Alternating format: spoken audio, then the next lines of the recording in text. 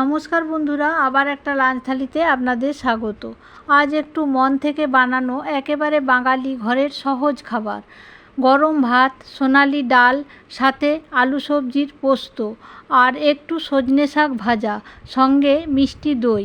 আমাদের বাঙালি ঘরের রান্না আসলে খুব বেশি আড়ম্বর নয়, কিন্তু এর মধ্যে যে ভালোবাসা থাকে সেটা কোনো বড় রেস্টুরেন্টের খাবারেরও পাওয়া যায় না।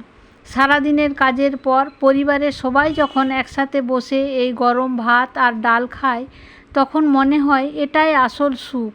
ঘরের রান্নার গন্ধ, মায়া আর যত্ন, এই ছোট্ট ছোট্ট জিনিসগুলোই তো একটা সংসারকে সুন্দর করে তোলে।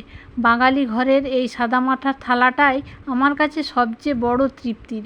আপনাদেরও যদি ভালো লাগে তাহলে বলবেন আপনাদের বাড়িতে আজ কী রান্না হয়েছে, কমেন্টে জানাবেন। সুস্থ থাকবেন, ভালো থাকবেন। দেখা হচ্ছে পরের ভিডিওতে। নমস্কার।